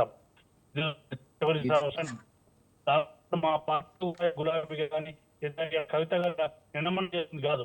ఒక 2 కవిత గారు చేస్తున్నారు. ఇలా జ్యోతిరావు కానీ, మిగతా సమాజ న్యాయం కానీ, అదేవిధంగా పార్టీ 40 వాళ్ళు ఒక రాజకీయాలంటే ఉద్యోగం కూడా కావాలని డిమాండ్ ఇచ్చి పరిస్థితుంది. అదేవిధంగా డెడికేషన్ కమిటీ కూడా ఆమె డిమాండ్ చేసే పరిస్థితుంది. కాబట్టి కాదు, ఆమె కొత్తగా చేస్తుంది కూడా. పార్టీలకు అనిపిస్తుంది, కానీ ఇది రాజకీయ అభివృద్ధి చేస్తున్న కార్యక్రమమే. బట్ వ్యతిరేకంలో కూడా లేదు. ఇది ఒక రకంగా అయితే మా పార్టీలో ఒక నింపింది. ఎందుకు కూర్చోంటే ఎవరు గారు మాట్లాడుతూ హరిరావు గారు కానీ ఏదో విషయం వచ్చినప్పుడు వీళ్ళతో చెప్పుకునే ఇంకా అవకాశం ఉంటుంది, ఇంకో వేదిక కూడా అవుద్ది. ఇది మా పార్టీకి ఇది ఒక ఉత్సాహాన్ని ఇచ్చింది. రైట్. అశోక్ కుమార్ గారు, మీరు చెప్పండి. గతంలో చాలా మంది బీఆర్ఎస్ పార్టీ నుంచి బయటకు వచ్చిన వాళ్ళు ఉన్నారు. బీఆర్ఎస్ పార్టీ కేసీఆర్ ధోరణి నచ్చక బయటకు వచ్చిన వాళ్ళు ఉన్నారు. ఆయన క్వశ్చన్ చేసిన వారిని ఆయన సస్పెండ్ చేసి బయటకు పంపించిన వాళ్ళు ఉన్నారు. ఎగ్జాంపుల్ విజయశాంతి గారు కావచ్చు, ఈటల రాజేందర్ కావచ్చు, జూపల్లి కృష్ణారావు, పొంగులేటి, ఇలా చాలామంది బయటకు వచ్చారు బీఆర్ఎస్ నుంచి. కానీ ఇక్కడ కవిత అంటే కేసీఆర్ కూతురు. మరి ఈవిడ చేస్తున్నటువంటి వ్యాఖ్యలని కేసీఆర్ ఎలా తీసుకుంటారు? ఈ ధిక్కారాన్ని ఆయన సహిస్తారా, కన్విన్స్ చేస్తారా, పక్కన పెడతారా? ఎలా కేసీఆర్ ఎలా రియాక్ట్ అవుతారు అనుకుంటున్నారు? ఇది ఒక విషమ పరీక్ష అనుకోవచ్చు, లేదా ప్రజాస్వామ్యకు కొలబద్ద అనుకోవచ్చును. ఎప్పుడైతే బీఆర్ఎస్ గవర్నమెంట్గా మారి ఎవరైతే రెండు విషయాలను ఇక్కడ ఆలోచించినప్పుడు, మొదటి ఆలోచన ఈరోజు ఉద్యమకారులను మర్చిపోయినారు, రెండోది మీరు ఈ మాట వాడి ఉండాల్సింది, అదేవిధంగా వీళ్ళకి ఎక్కువ ఇవ్వాల్సింది కాదు అని ఆవిడ యొక్క డిఫరెన్షియల్ యాటిట్యూడ్ని ముందుకు ఇచ్చినప్పుడు, అంటే పార్టీ యొక్క తత్వమా లేదా పార్టీ యొక్క ధిక్కారణ ఏదేమైపోయినా కూడా, ఒకటి ఆవిడ స్టేట్మెంటు నేను రాసిచ్చిన అనే వాస్తవం అయినప్పుడు దానికి నిలబడి ఉండాలి. రెండోది ఏమంటే, ఏ విధంగా అయితే నేను ఈ మాట చెప్పిన అన్నప్పుడు దానికి నిలబడేసి దానికి ధీటుగా ఒక ప్రెసిడెంట్ గారు కానీ వాడికి చెప్పాల్సిన బాధ్యత ఆవిడకు ఉంది. ఆవిడ చెప్పినా కూడా దానికి ఎప్పుడైతే ప్రజాస్పందన వచ్చేసిందో, వేరే రాజకీయ పార్టీలు దీంట్లో అలుపుకొని ఉన్నారో, దానికి వాళ్ళకు నోటీస్ లాంటిది ఇచ్చినా కూడా అది ప్రజాస్వామ్యం యొక్క మచ్చుదొనగలాగా అవుద్ది. ఒకవేళ కానీ ప్రజాస్వామ్యం లేకపోతే ఆ పార్టీలో ప్రజాస్వామ్యం లేదు, అంతర్గత ప్రజాస్వామ్యం లేదు. ఒకవేళ కానీ ఇది ఈ పార్టీ రాయడంలో మాది అంతర్గత ప్రజాస్వామ్యం అనుకున్నప్పుడు, అదే అంతర్గత ప్రజాస్వామ్యంలో ఎప్పుడైతే సిస్టమేటిక్లో మనం ఫాలో చేసినప్పుడు దానికి కూలంకుషంగా చర్చించుకొని దానికి శ్రీముఖం ఇచ్చేసి దాని యొక్క కూలంకుషంగా దాన్ని చర్చించుకొని ఇది మా ప్రజాస్వామ్యం చెప్పుకునే బాధ్యత ఉంటుంది. కాబట్టి అది లేనప్పుడు దాంట్లో కొన్ని కలహాలు ఉండాల్సిన, మళ్ళీ ఒకటి ఆలోచించాల్సిన విషయం. ఇంకొక ముఖ్య విషయం దీంట్లో ఆలోచించాల్సింది ఏమంటే, నిన్న రోజు ఏ విధంగా అయితే ఆవిడ రాగానే విమర్శనంలో రాగానే గులాబీ జెండా కాకుండా వేరే జెండా తీసుకున్నారంటే దీని యొక్క ఆంతర్యమాన్ని ప్రజలు ఆలోచిస్తారు. లేదు అంటే ఈరోజు బీఆర్ఎస్లో చేసుకున్న అంతర్గతంగానే రేపొద్దున వాళ్ళ మీద ఉన్న వేరియస్ యాక్టివిటీస్ కానీ దాన్ని బయటికి రావడానికి ఇంకొక కొత్త పుంతాలు చేస్తున్నారా బీఆర్ఎస్? ఎందుకంటే ఒకసారి బీఆర్ఎస్ అయింది, బీఆర్ఎస్ ఇంకేదైనా అవతారం ఇస్తారా అనే కూడా ఒక చర్చ ఆలోచించాల్సిన అవసరం వచ్చింది ఇక్కడ. రైట్. మానవతరాయ్ గారు, మీరు చెప్పండి. ఇక్కడ కవిత మరో షర్మిల త్వరలో కాంగ్రెస్లో చేయడం పక్కా, ఆమె నడిపిస్తుంది పాత బిజినెస్ పార్ట్నర్ రేవంత్ రెడ్డి అని కూడా ఇక్కడ బీజేపీ ఎంపీ రఘునందరావు వ్యాఖ్యలు చేశారు. అలాగే కాంగ్రెస్ అండ్ బీఆర్ఎస్ కలిసి రేఖాస్త్రం విడుదల చేశారన్నట్లు కూడా డీకారిన వ్యాఖ్యానించడాన్ని మీరు దీనిపై ఏమంటారు? వాళ్ళకు బీజేపీ కూడా బాగా నష్టం జరిగింది కవిత గారు లేక. ఇప్పుడు కవిత గారు గతంలో రేవంత్ రెడ్డి గారు ఉద్యమ సమయంలో ఆయన కొద్ది రోజుల పాటు జెడ్పీటీసీ కన్నా ముందు ఆ బీఆర్ఎస్ పార్టీలో 4 రోజులు పనిచేశారు. అక్కడ కూడా ఆయనకి టికెట్ ఏదో నిరాకరించడం మూలంగా ఆయన మళ్ళీ వేరే స్వతంత్ర అభ్యర్థిగా పోటీ చేశారు, బరిలో నిలిచారు. ఆ తర్వాత మరి కేసీఆర్ గారు బీజేపీతో కూడా సఖ్యత, అద్వానీ గారి దగ్గర పోవటం, తెలంగాణ అంశం మాట్లాడటం, రకరకాల వాజ్పేయి గారిని కలవడం, ఇవన్నీ అంశాలు ఎన్నో చేశారు ఎప్పుడు అప్పుడు. మరి అట్లా ఆ విధంగా చూద్దామా? ఇప్పుడు నేను షర్మిల గారు అంటే, ఇప్పుడు షర్మిల గారు నేను అదే అంటున్నా, వారికి ఏ విధమైన అవినీతి మచ్చలేదు, కవిత గారికి ఉన్నది. కాంగ్రెస్ పార్టీలో ఎందుకు చేస్తారు? షర్మిల గారు అంటే కాంగ్రెస్ రక్తం ఉన్నది, నేపథ్యం ఉన్నది. మరి కవిత గారు లేదు కదా. కాంగ్రెస్ పార్టీని భూస్థాపితం చేయాలని ఉన్న ఎమ్మెల్యేలని మొత్తం వాళ్ళ వైపు తిప్పుకొని వాళ్ళ కాంగ్రెస్ లేదు బ్యాంకులు పెట్టి లేపినా లేదని చెప్పి ఆ రోజు ఘోరంగా అవమానపరిచారు. ప్లస్ అది కాకుండా వాళ్ళ ఉద్దేశం ఏంటంటే కాంగ్రెస్ పార్టీ ఇరుకున పెట్టాలి, బీజేపీ బీఆర్ఎస్ కలిసి. వాళ్ళ ఉద్దేశం కేఏ పాలన తీసుకొచ్చినా, షర్మిలాను పట్టకొచ్చినా, లేకపోతే ఆ రోజు తెలంగాణలో ఓటు బ్యాంకును చీల్చే ప్రయత్నం, ఎన్నికల్లో కాంగ్రెస్ ఓటు బ్యాంకు రాకుండా రకరకాల ఎత్తుగాళ్ళు చేశారు. కాబట్టి ఇప్పుడు ఇందాక విశ్లేషకులు అన్నట్టు అది ఒక వ్యూహాత్మకమైన ఎత్తుగాడ. ఆ పార్టీకి ప్రజల్లో విశ్వాసం లేదు కాబట్టి కొత్త వాళ్ళ కుటుంబంలో వేరే వాళ్ళు మళ్ళీ ప్రోత్సహిస్తే వాళ్ళు ఎదిగితే వీళ్ళకి ప్రమాదం. కాబట్టి కవితనే బయటికి పంపిద్దాం. కవితను బయటికి పంపించి స్వయం ప్రతిపత్తిగా ఒక పార్టీ పెట్టిద్దాం. ఓట్లు చీలుతాం రేపు స్థానిక సంస్థల ఎన్నికల్లో లేకపోతే గ్రేటర్ హైదరాబాద్ ఎన్నికల్లో అంటే కుట్రకోణం ఇందులో స్పష్టంగా దాగి ఉంది. మరి ఇందాక బీజేపీ నాయకులు సునీతారెడ్డి గారు మాట్లాడుతూ కుటుంబం అంటారు. కుటుంబ పార్టీ అంటే ఇవాళ మా పార్టీ వాళ్ళే కేసీఆర్ నిజంగా 100% కుటుంబ పార్టీ. 2001 నుంచి ఇప్పటి వరకు ఆ పార్టీ అధ్యక్షుడు కేసీఆర్ గారు. ముఖ్యమంత్రి కూడా 10 ఏళ్ళు ఆయనే ఉండే, వేరే వాళ్ళకి రాలే. మాదెట్ల కుటుంబ పార్టీ అయింది? మా పార్టీలో ప్రధాన మంత్రులు వేరే వేరే వాళ్ళు ఉన్నారు. పివి నరసింహరావు గారు ఉన్నారు, మన్మోహన్ సింగ్ ఉన్నాడు, లాల్ బహదూర్ శాస్త్రి ఉన్నారు. చాలా మంది సామాజిక న్యాయం ఉంది. అదే విధంగా పార్టీ అధ్యక్షులు కూడా ఒక దళితులు మల్లికార్జున ఖర్గే, 1970లో బాబు జగజీవన్ రావు ఉన్నాడు, దామోదరం సంజయ్ గారు ఉన్నారు. తర్వాత ఎంతో మందికి అవకాశాలు ఉన్నాయి ఈ పార్టీలో. కాబట్టి కుటుంబ పార్టీ అంటే మీది కుటుంబ పార్టీ 30 మొత్తం కలిపితే 30 కుటుంబాలు ఉన్నాయి మీ దాంట్లో. డైనస్టీ పాలిటిక్స్ కు పెట్టిన పేరు బీజేపీ పార్టీ. అందులో లిస్ట్ కూడా నేను చదువుతాను, ఎందుకంటే మీరు తెలవాలి. మీరు ప్రతిసారి కుటుంబ పార్టీ కాంగ్రెస్ పార్టీ అంటున్నారు. యడియూరప్ప, రాఘవేంద్ర, అదే విధంగా రాజ్నాథ్ సింగ్, పంకజ్ సింగ్, పీయూష్ గోయల్, వేద్ ప్రకాష్ గోయల్ చెప్పుకుంటూ పోతే విజయరాజ్ సింధే, వసుంధరాజ్ సింధే, అదే విధంగా మేనకా గాంధీ వాళ్ళ కుమారుడు, వీళ్ళంతా కూడా ఉన్నారు కదా. చాలా రాష్ట్రాల్లో ఉన్నారు. ఈ కుటుంబ పాలన మొత్తం మీ దాంట్లో ఉంది. కాబట్టి దయచేసి ఆ మాట మాట్లాడకండి మీరు. కాబట్టి ఇక్కడ అంశం ఏంటి దాని గురించి చర్చించడం. కానీ కాంగ్రెస్ కుటుంబ పార్టీ అంటే ఇలా మా పార్టీ అధ్యక్షుడు మల్లికార్జున ఖర్గే, రాష్ట్ర అధ్యక్షుడు ఒక బీసీ ఇచ్చిన వాళ్ళు.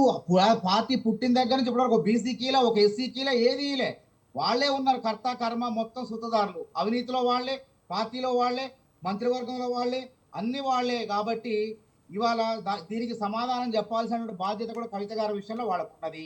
కాబట్టి కవిత గారు ఎట్టి పరిస్థితుల్లో కాంగ్రెస్ పార్టీలో చేరండి. ఎందుకంటే కవిత గారు కాంగ్రెస్ పార్టీని నాశనం చేయడం కోసం ఉపయోగించే బాణంగా చూస్తున్నాం. అది బీజేపీ ఉపయోగిస్తుందా, బీఆర్ఎస్ఏ ఉపయోగిస్తుందా, బయటకు పంపించినా మనం చూడాలి. కాబట్టి ఎన్ని బాణాలు వేసినా ఒక పక్క కాంగ్రెస్ పార్టీ అధికారం పెరుగుతుంది తప్ప బీజేపీ పతనమైపోతుంది. ఎందుకంటే మొన్న యుద్ధం చేయలేకపోయారు. ఇందిరాగాంధీ గారు యుద్ధం చేసి చూపించారు 71లో 90,000 మంది సైనికులను లొంగ తీసుకొని. కాబట్టి బీజేపీది అయిపోయింది. జనం కూడా దేశం అంతా ఏమనుకున్నది, నరేంద్ర మోడీ గారు పాకిస్తాన్ యుద్ధం చేస్తారు, ట్రంప్ మాట వినరు అని అన్నారు. ట్రంప్ ఏం చేస్తాడు, యాపిల్ని కూడా మన దగ్గర రానిట్లే.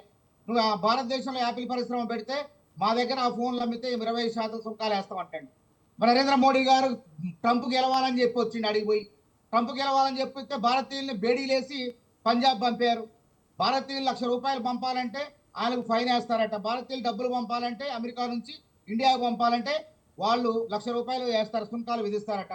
ఇన్ని జరుగుతున్నా యుద్ధం ఆపమని చెప్పినా మోడీ బహాటంగా ప్రకటించినా వీళ్ళు మాట్లాడరా?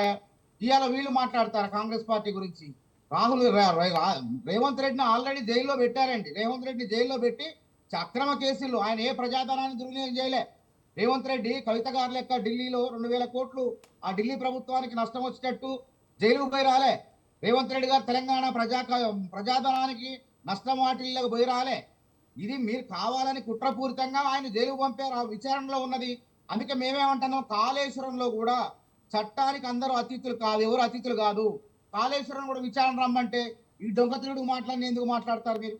రేవంత్ రెడ్డి గారిని 2 సార్లు డ్రోన్ ఎగరేసిన కేసులో పిటి కేసు, అది దానికి స్టేషన్ బెయిల్ ఇచ్చి వదిలిపెట్టాలా, ఇవ్వకుండా ఎంపీ అని చూడకుండా చర్లపల్లి జైల్లో పెట్టడం జరిగింది.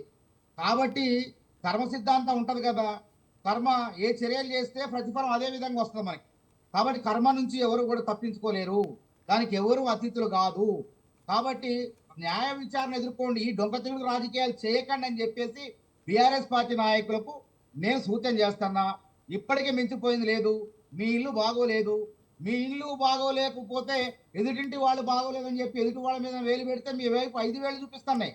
ఫస్ట్ మీ ఇంట్లో దెయ్యాలు ఎవరున్నారో దెయ్యాలను పంపించే భూత వైద్యులు తెప్పించుకోండి. నేను కూడా దారి చూపించిన ఛత్తీస్గఢ్ బస్తర్ పోండి అని చెప్తున్నా. నేనైతే నమ్మను, కానీ మరి అన్నారు కాబట్టి కేసీఆర్ గారు బాగా నమ్ముతారు. దెయ్యాలు, భూతాలు ఇవన్నీ కూడా క్షుద్ర పూజలు కూడా చేశారంటారు గతంలో. కాబట్టి తక్షణమే ఈ పార్టీలో దెయ్యాలు బయట పెట్టాల్సిందే, పోవట్లు ఎవరో చెప్పాల్సిందే, సమాజానికి చెప్పాల్సిందే. కాబట్టి మేము మీ గురించి చెప్తున్నాం. మేమేమో మిమ్మల్ని ఇబ్బంది పెట్టే విధంగా మాట్లాడలే, కానీ మీరేం చేస్తున్నారు, ఇదంతా కాంగ్రెస్ కారణం, రేవంత్ రెడ్డి చేస్తారని చెప్తున్నారు. ఇది మంచిది కాదు, మీ ఆరోగ్యానికి మీ పార్టీలకు కూడా మంచిది కాదు. పరిస్థితి బాగోలేదు. బీఆర్ఎస్ పార్టీ పునాదులన్నీ కూడా కదిలిపోయినాయి. 100 జాకీలు పెట్టి లేపినా లెగిసే పరిస్థితి లేదు. పార్లమెంట్ ఎన్నికల్లో జరిగిన ఫలితాలు చూసి 10 మంది ఎమ్మెల్యేలు కాంగ్రెస్ లోకి వచ్చారు. కొద్దిమంది ఇప్పుడు ఈ పరిస్థితులు చూసి మేము ఎవరు పక్కన పోవాలి, ఈ బాధ అంతా మాకెందుకు అని చెప్పి కొంతమంది బీజేపీ ఆఫీస్ వైపు, కొంతమంది కాంగ్రెస్ ఆఫీస్ వైపు మరి క్యూలు కడుతున్నట్టు మాకు సమాచారం వచ్చింది. కాబట్టి నష్ట నివారణ చేసుకోవాల్సింది మీరు, లేకపోతే రైట్ భవిష్యత్తులో చరిత్రలో మాత్రమే బీఆర్ఎస్ పార్టీ మిగులుతుంది. ఇది గుర్తుపెట్టుకోండి. రైట్. సునీతారెడ్డి గారు మీరు చెప్పండి. పార్లమెంట్లో మొన్న రజతోత్సవ సభలో కూడా కేసీఆర్ బీజేపీ గురించి తక్కువగా మాట్లాడడం, ఆ తర్వాత పార్లమెంట్లో సీట్లు గెలుచుకోకుండా బీజేపీకి సపోర్ట్ చేశారని, మొన్న ఎమ్మెల్సీ ఎన్నికల్లో కూడా మరి అసలు పోటీయే చేయకుండా పరోక్షంగా బీజేపీ అంతర్గతంగా సపోర్ట్ చేస్తున్నారని ఇటు బీఆర్ఎస్ కార్యకర్తల్లో ఉంది, రాజకీయ వర్గాల్లో కూడా ఒక చర్చ నడుస్తుంది. దీనిపై మీరేమంటారు? రాబోయే రోజుల్లో మరి బీఆర్ఎస్ బీజేపీతో పొత్తు పెట్టుకునే ఛాన్స్ ఉందంటారా?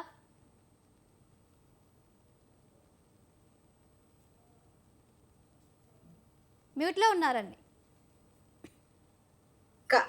షర్మిల గారిని మేము వదిలిన బాణం అని చెప్పారు.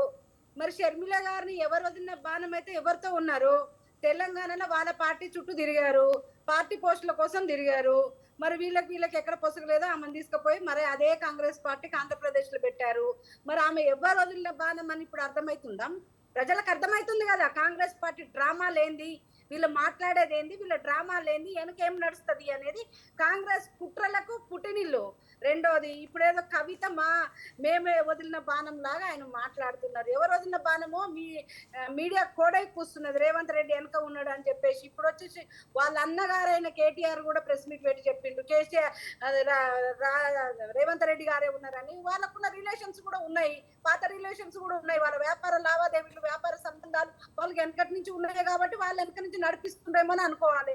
వాళ్ళు లేదు వాళ్ళ పార్టీలోనే జాయిన్ చేసుకుంటున్నారు అని కూడా అంటున్నాయి. అన్ని మీడియాలలో అదే కూడా కూస్తున్నారు. మేము వదిలిన బాణం ఎట్లయితుందో నాకు అర్థం కాలేదు. ఇంకొకటి ట్రంప్ గారు చెప్తానంట మోడీ గారు యుద్ధం మానేశారంట. అసలు ఈ దేశం గురించి ఈ విధమైన మాటలు మాట్లాడడానికి అసలు కాంగ్రెస్ పార్టీకి ఏమైనా అర్హత ఉన్నదా? మీరు ఎందుకు సైనికులని, సైనికాధికారులని, భద్రతా దళాలని అవమానిస్తున్నారు అని నేను అడుగుతున్నా.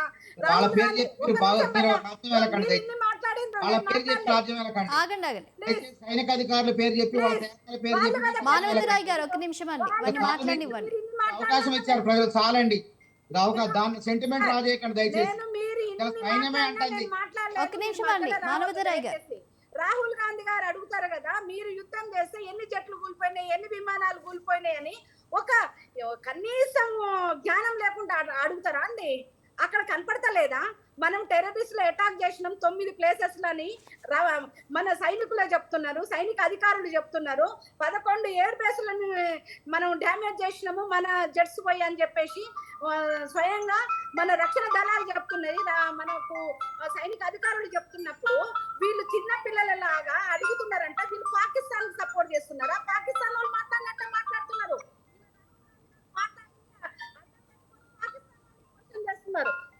పాకిస్తాన్ ప్రభుత్వం అనౌన్స్ చేస్తా ఉంది, మా ఇన్ని ఎయిర్ బేసులు పగలగొట్టారు, మా ఇన్ని ధ్వంసం చేశారు అని చెప్పేసి సిన్స్ ఫైర్ కు వాళ్ళు కాలు పట్టుకునేదానికి వచ్చారు. ఇవాళ సింధు నది వాటర్ కోసం అని అల్లల్లాడుతూ కాలు పట్టుకునే పరిస్థితి ఉన్నది. వాళ్ళు వచ్చేసి మనతో చర్చలకు దౌత్య విధానంతో మనం తేల్చుకుందామని వాళ్ళు సీజ్ ఫైర్ కోసం వాళ్ళు మనని వేడుకున్నారు కాబట్టి ఆపిండు. ట్రంప్ వచ్చే మాటలకు, ట్రంప్ మాట్లాడే మాటలకు మీరు విలువిస్తున్నారంటే ఈ రోజు మన దేశాన్ని అవమానిస్తున్నారు, పాకిస్తాన్ కు అండగా కాగుతున్నారు, అంటగాగి మాట్లాడుతున్నారు. మీ రాహుల్ గాంధీ గారు మాట్లాడింది విని మీ స్వయంగా పాకిస్తాన్ వాళ్ళు మాట్లాడుతున్నదండి. సునీతారెడ్డి గారు, ఇక్కడ ఒక విషయాన్ని మనం చూస్తే గనక బీఆర్ఎస్ బీజేపీకి అంతర్గతంగా సపోర్ట్ చేస్తుంది, రాబోయే రోజుల్లో పొత్తు పెట్టుకునే అవకాశం ఉంది అని కూడా మాట్లాడడాన్ని, దానిపై మీరు ఏమంటారు? నేను స్వయంగా చెప్పినాను, మేము బీఆర్ఎస్ తోటి మేము అసలు అలయన్స్ పెట్టుకునే సంబంధం ఒకవేళ కేసీఆర్ పొత్తు పెట్టుకోవడానికి వస్తే వద్దంటారా? మేడం స్వయంగా ప్రధానమంత్రి గారే చెప్పిండు. చెప్పినాక ఇంకెవరు చెప్పాలి? మా పార్టీ ప్రధానమంత్రి చెప్పినారు, ఇంకెవరు చెప్పాలి? గతంలోనే కేసీఆర్ వచ్చిండు, నన్ను కలిసినారు, నేను అంగీకరించలేదు అని ఆయన చెప్పినాడు. మళ్ళీ వీళ్ళు తుతుంబర్ మాటలకు ఆమె ఏదో లెటర్ రాసిందని ఆయన మాట్లాడాలని వాళ్ళ హెల్ప్ మాకు అవసరం లేదు. మేము డైరెక్ట్ బూత్ స్థాయిల నుంచి ఎదిగినాం మేడం. మేము ఇవాళ రాష్ట్రంలో సగం భాగము మా ఎంపీలు ఉన్నారు 16 17 పార్లమెంట్లు ఉంటే 8 పార్లమెంట్లలో మేము ఉన్నాం. ఇవాళతో 8 మంది ఎమ్మెల్యేలు ఉన్నాము. నిన్న ఎమ్మెల్సీ ఎలక్షన్లు పోటీ చేసిన కాడికి మేము ఎమ్మెల్సీలు గెలిచినాం. మేము పూర్తి స్థాయిలో రేపు రాబోయే లోకల్ ఎలక్షన్లో కూడా మేము గెలవబోతున్నాం. వీళ్ళదే మునిగిపోయిన నావా అయినప్పుడు వీళ్ళతో మాకేంటి రిలేషన్ చెప్పండి, వీళ్ళతో మాకేం సంబంధాలు, మేము ఎందుకు అలయన్స్ లో పోతాం చెప్పండి. వాళ్ళ హెల్ప్ మాకేం అవసరం, వాళ్ళ పార్టీ మునిగిపోయిన పార్టీ, ఇంకా దాని గురించి ఆలోచన ఏముంది మేడం? వాళ్ళు కనీసం ఎంపీ స్థానాలలో 0, ఎమ్మెల్సీ ఎలక్షన్లలో పోటీ చేసే పరిస్థితి కూడా లేదు. ఇంకా రేపు లోకల్ బాడీ ఎలక్షన్లలో కూడా పోటీ చేస్తారనే నమ్మకం నాకు అనిపిస్తలేదు. ఈ 4 స్తంభాల ఆటలో ఏం జరుగుతుందో మనం చూస్తా ఉన్నాము. ఆధిపత్య పోరుకు ఆ ఆధిపత్య పోరులో ఆ పార్టీని ముంచుతారో మరి లేకుంటే కాంగ్రెస్ తో కలుపుతారో మనకేం తెలియని పరిస్థితి. అలాంటి పార్టీతో మాకేం సంబంధము? ఆమె ఏదో డాడీ అని ఒక లెటర్ రాసినంత మాత్రం మా పార్టీకి ఆ పార్టీకి ఎక్కడ సంబంధాలు లేవు. మరి సంబంధం ఉన్న పార్టీ లేవో వాళ్ళు చెప్పాలా, వీళ్ళు చెప్పాలి, అంతేగాని మేడం. రైట్. అశోక్ కుమార్ గారు మీరు చెప్పండి. ఇక రాజకీయ వర్గాల్లో ఇప్పుడు బీఆర్ఎస్కి సంబంధించి అంతర్గత పోరు కూడా బయటికి వచ్చింది. ఈ నేపథ్యంలో మనం ఇక్కడ ఒక అంశాన్ని అయితే వింటూ ఉన్నాము. కేసీఆర్కి అలాగే పిల్లలకి మధ్య వారి సతీమణి శోభ కొంచెం అక్కడ వ్యవహరించి అవన్నీ సర్దుమణియేలా చేస్తారు అని, అంటే ఈ విషయంలో ఇప్పుడు ఆవిడ ఇన్వాల్వ్ అయ్యి ఏమైనా మరి వీటికి సంబంధించి పరిష్కారం అయ్యేలాగా చేస్తారు అని అనుకోవచ్చా? లేదంటే ఈ కవిత రాసిన లేఖను బట్టి మరి బీఆర్ఎస్ పార్టీ యొక్క మరి ఫ్యూచర్ ఎక్కడికి దారితీస్తుందని అనుకోవచ్చు? ఇక్కడ ఒక విషయం మాత్రం ఒక ప్రత్యక్షంగా కనబడేదేమంటే పార్టీ షేక్ మాత్రం అయినట్టు కనబడుతుంది. అదేవిధంగా దాంట్లో ఉన్న 4 స్తంభాల్లో 4 మీద కూడా వేరు విధాలుగా ఆక్షేపణలు ఉన్నాయి. ఆ ఆక్షేపణల నుంచి బయటికి రావడానికో లేదా ఆక్షేపణలు ఏ విధంగా తట్టుకోవడానికో లేదేదో రేపొద్దున లోకల్ బాడీ ఎలక్షన్స్లో ఉనికిని కాపాడడానికో ఏదో ఒక ఎత్తుగడలాగా ఇది కనబడుతుంది. కాబట్టి ఈ రోజుల్లో అంతర్గత పోగా ఉన్నప్పుడు దాన్ని ఎవరో ఒకళ్ళు విభీషణలాగా ఎవరో ఒకళ్ళు వచ్చి ప్రయత్నం మాత్రం చేస్తారు, ప్రయత్నం లేకుండా ఉండదు. అదేవిధంగా కవిత గారు బయటకు వచ్చి వేరే పార్టీ పెడతారు అని గాన, ఎందుకంటే నిన్న కొన్ని దృష్టాంతరాలు చూస్తే మాత్రం అది కనబడుతుంది. జెండాలు వేరు జెండాలు వచ్చినాయి. అదేవిధంగా ఆవిడ జాగృతి మీద కూడా వస్తుంది కాబట్టి జాగృతి జెండా కూడా రాలేదు, వేరే జెండా వచ్చింది. కాబట్టి ఎజెండా ఏది అనేది మనకు ఒకసారి ఆలోచించాల్సిన అవసరం. అదేవిధంగా ఈరోజు కేటీఆర్ గారు పబ్లిక్ మీటింగ్లో కూడా నిన్న విషయాల్ని ఏమాత్రం పేర్కొనలేదు. అంటే అది అంతర్గత వ్యవహారం అంటారు. కాబట్టి అంతర్గత వ్యవహారాన్ని అంతర్గతంగానే ఉంచేసి వేరే వాళ్ళకి ఆపాదించకుండా, అదేవిధంగా ఈ కవిత గారు బీజేపీ బాణం లేదా కాంగ్రెస్ బాణం కాకుండా వాళ్ళ యొక్క స్వయంకృత అపరాధంలాగా ఉండిపోవాల్సి వస్తుందేమని నా భావన. రైట్. మానవతరాయ్ గారు, కవిత రాసిన లేఖను బట్టి ఒక్క మాటలో మీరేం కన్క్లూజన్ ఇస్తారు? టైం లేదంటే 1 నిమిషం. ఒక్క మాటలో సందేశం ఏంటంటే ఖతం అయిపోయింది బీఆర్ఎస్ పార్టీ చరిత్రలో మిగిలిపోయే పార్టీ. అది ఉద్యమ పార్టీ ఆనవాళ్ళు లేకుండా చేశారు. క్రమక్రమంగా దాన్ని చంపేసే ప్రయత్నం చేశారు. మొన్న జరిగింది కూడా రజతోత్సవ సభ కాదు, అది సంస్మరణ సభ. నేను ఆ రోజు మొత్తుకున్నాను, చాలా డిబేట్లో మొత్తుకున్నాను. ఎందుకనంటే ఏప్రిల్ 27న పుట్టిన పార్టీ టీఆర్ఎస్ పార్టీ. అదే అక్టోబర్ 22 అక్టోబర్ 5వ తారీఖున 2022 అక్టోబర్ 5వ తారీఖున బీఆర్ఎస్ పార్టీని పుట్టించారు, టీఆర్ఎస్ పార్టీని చంపేసి. కాబట్టి 27 జరిగేది ఆ రోజు సంస్మరణ సభే. కాబట్టి కవిత గారి రూపంలో పెద్ద ఇంట్లో నుంచే వచ్చింది. అది బయట నుంచి వస్తే సరే ఓకే, అదేదో పట్టించుకునేవాళ్ళు కాదు, ఇంట్లో నుంచే పెద్ద ఉపద్రవం వచ్చింది. కాబట్టి ఆ బీఆర్ఎస్ పార్టీ భవిష్యత్తులో కోలుకోలేని పరిస్థితి ఉన్నది. రైట్. సునీతారెడ్డి గారు, కవిత రాసిన లేఖపై మీరు కన్క్లూజన్ ఏమిస్తారు? 1 నిమిషంలో చెప్పండి మేడం. ఇప్పుడు టిఆర్ఎస్ పార్టీ తన పేగు బంధాన్ని తెంచుకొని తెలంగాణ నుంచే దూరం అయిపోయి బీఆర్ఎస్ గా ఏర్పాటు పడ్డది. ఆ బీఆర్ఎస్ కాస్త మొత్తం మునిగిపోయింది. ఇప్పుడు ఈ కవిత అవినీతి వల్ల, వాళ్ళ నాయన వాళ్ళ కన్న అందరు చేసిన ఆ పార్టీ, ఆ కుటుంబం చేసిన అవినీతి వలన ఆ పార్టీని మొత్తం ప్రజలు బొందబెట్టేశారు ఆల్రెడీ. ఇంకా దాన్ని కోలుకునే పరిస్థితే లేదు అని నేను అనుకుంటున్నాను. రైట్. అశోక్ కుమార్ గారు మీరేం చెప్తారు కవిత రాసిన లేఖపై కన్క్లూజన్? మేడం గారు, ఈరోజు బీఆర్ఎస్ మళ్ళీ టీఆర్ఎస్ అవుతుందా, ఆ టీఆర్ఎస్కి వేరుగా అవుతుందా అని కూడా కొన్ని ఆలోచించాల్సిన అవసరం ఉంది. ఏమవుతుందంటే వాళ్ళ దాంట్లో ఒకటి రిట్రాస్పెక్షన్ చేసుకున్నప్పుడు, సింహావలోకనం చేసుకున్నప్పుడు తప్పులు ఏ విధంగా ఉన్నాయి, ఎవరైతే ముందు మధ్యపడుతున్నారు, ఎవరైతే దాన్ని హ్యాబక్ చేసినారు, దీంట్లో ఉన్నవాళ్ళు ఒక దయ్యం అనే ఒక వర్డ్ యూజ్ చేసినారండి. దాంట్లో చాలా నిగూఢమైన అర్థాలు ఉన్నాయి. అంటే ఆవిడ ఈరోజు ఫీల్ అవ్వచ్చును ఈ యొక్క బీఆర్ఎస్ పడుకోవడానికి కొన్ని దుష్ట శక్తులు పనిచేసిన మూలాన పడిపోయింది. ఇప్పుడు పడిపోయింది మళ్ళీ లెగుస్తుందా లేకపోతే మొత్తం భూస్థాపితం అవుతుందా ఆ సందిగ్ధంలో ఉన్నారంటే ఫీల్ అవ్వాలండి. రైట్, థ్యాంక్ యూ అండి. మిడ్ డే డిబేట్లో పార్టిసిపేట్ చేసిన అశోక్ కుమార్ గారికి, మానవతరాయ్ గారికి, అలాగే డాక్టర్ గోవర్ధన్ గారికి, అలాగే సునీతారెడ్డి గారికి థ్యాంక్ యూ అండి అందరికీ. అందరికీ ఇవాల్టి మిడ్ డే డిబేట్ చూస్తూనే ఉండండి స్వతంత్ర న్యూస్.